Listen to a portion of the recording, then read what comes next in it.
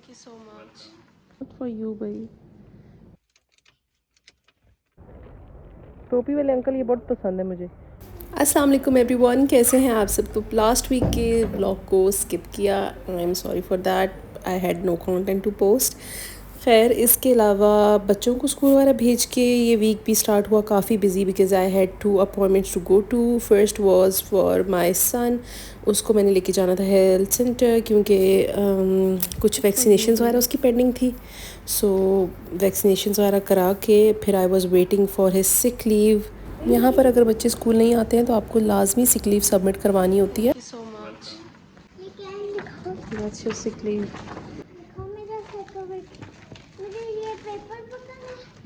अगर आप डॉक्टर की तरफ से सिक लीव सबमिट कराते हैं तो ही वो एज अ लीव कंसिडर करते हैं, वरना वो एब्सेंट लगाते हैं बच्चे का। तो अगर आप कभी भूल भी जाओ तो डॉक्टर खुद से ऑफर करते हैं कि आपको सिक लीव चाहिए, तो फिर आप उनसे वो दे देते हैं फ़ौरन से, आपको यहाँ पे कोई इशू नहीं होता।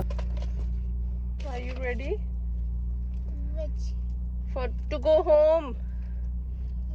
Which क्या होता है? So this was the next day और हम वाकरा हॉस्पिटल आए हुए थे क्योंकि मेरा ENT के साथ अपॉइंटमेंट था। सर्जरी की फॉलोअप था कि कैसा चल रहा है, रिकवरी वगैरह सब कुछ उसके लिए था। और बच्चों की छुट्टियां स्टार्ट हो गई थी, एक छोटी सी शॉर्ट ब्रेक आई थी इनके बीच में। ऑब्वियसली फिर इनको मैं साथ ही लेकर गई थी। आई थिंक अब क्योंकि पाकिस्तान में ऐसा होता है ना कि आप कहीं जाते हो तो आप फैमिली के पास बच्चे छोड़ जाते हो, तो उन बच्चों को जब आप लेके जाते हो ना तो उनको पता नहीं चलता कि किस तरह बिहेव करना है किसी जगह पे। हमारे साथ ये होता है कि आप बच्चे शुरू से ही जाते हैं हर जगह पे हमारे साथ, हॉस्पिटल्स, मॉल्स, मतलब जहाँ पे भी जाना पड़ेगा बच्चों को हमें साथ ही लेके जाना पड़ेगा। तो इनको थोड़ा आप समझ आ गई है कि अगर हम ये तरीका है, ये यहाँ पे बैठना है, तमीज़ से बैठना है, तो इतना मसला नहीं होता, तमीज़ से ही रहते हैं क्योंकि ऑब्वियसली वो ही चीज़ फॉलो अप करें अपनी। नॉट सेइंग कि बच्चे अपनी हरकतें नहीं करते हैं, वो तो जारी ही रहती हैं, बच्चों को कोई कंट्रोल नहीं कर सकता, लेकिन काफ़ी हद तक जो है ना थोड़ा उन्हें नोहा हो जाता है कि इस जगह पे ऐसे बिहेव करना है।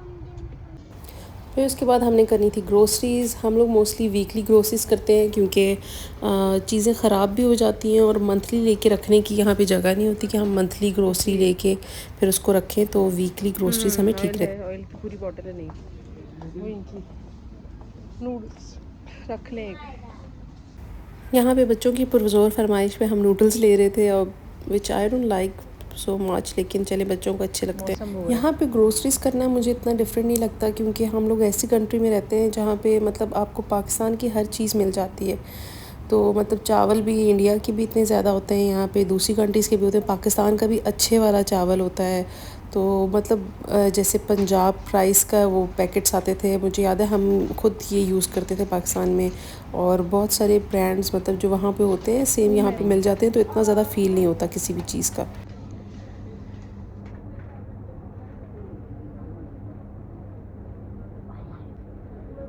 जी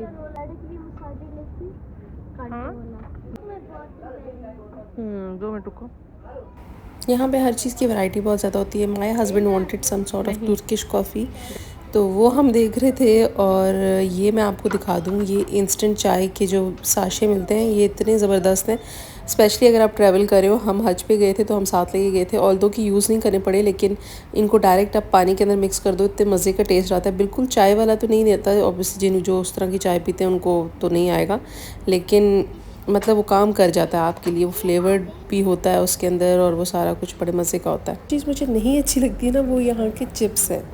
मतलब जो स्पाइसी से भी स्पाइसी होगा ना, वो इतना स्पाइसी नहीं होता, हमारा लेवल मैच नहीं कर सकता। प्लस मुझे अब पता नहीं, शायद बड़े हो गए हैं तो वो अच्छे नहीं लगते, बचपन में तो खैर सभी अच्छा लगता है। जर्मनी में है। जर्मनी कहाँ पे है? जर्मनी का नहीं लेना ना, कोई और देखो।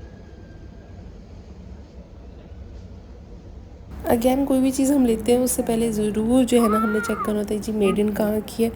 यहाँ पे सब कुछ हलाल आता है, लेकिन प्रायोरिटीज़ होती हैं कि आपने कौन सी चीज़ों को आप खाएंगे और कौन सी को नहीं खाना है। ऐसा हलाल हराम का मसला नहीं होता। मैंने नोटिस किया कि मैंने बहुत से व्लॉग्स बनाए, लेकिन ग्रोसरी का मैंने हार्डली किसी में दिखाया होगा, तो वो इसी वजह से होता है कि ऑब्वियसली बच्चे साथ होते हैं तो उनको हाथ वगैरह पकड़ना है, साथ लेके चलना है। नान खताई इनकी Qatar, candy biscuit.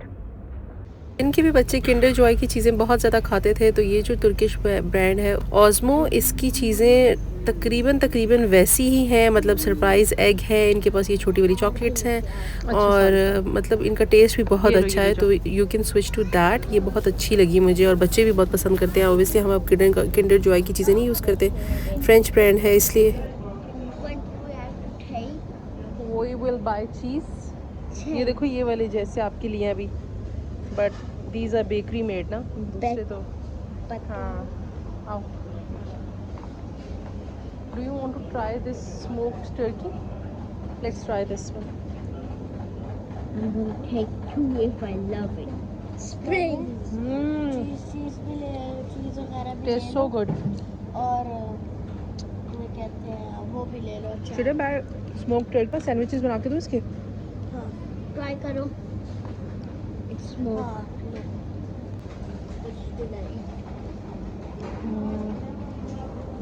Can I get a full block of this cheese? Pizza cheese? Yeah, this pizza cheese. हमारे जो स्कूल के लिए Yes. बने हैं, वो भी ले लो। Yeah.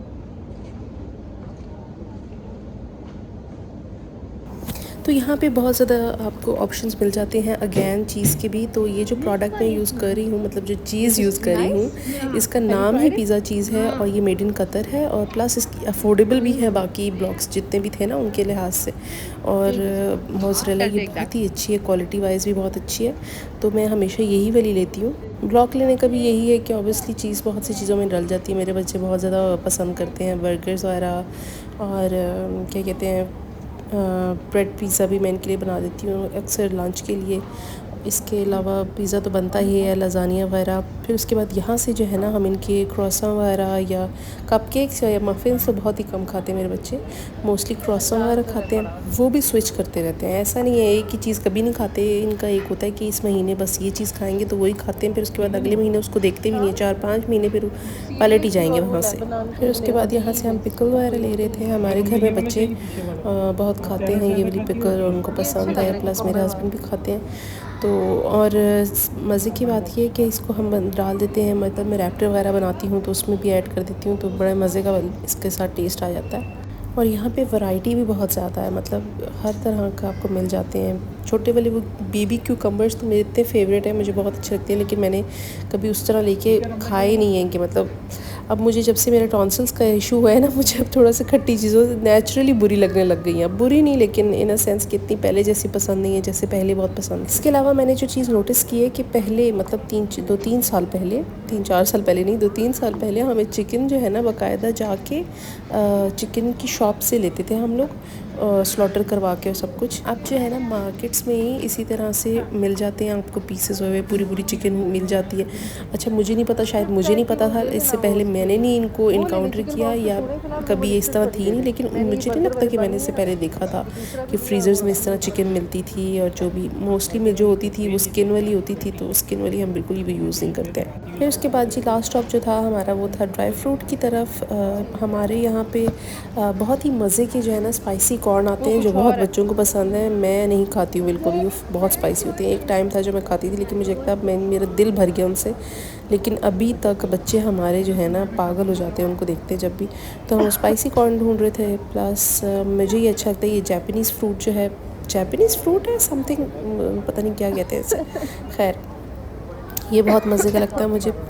Crispiness is the key for me.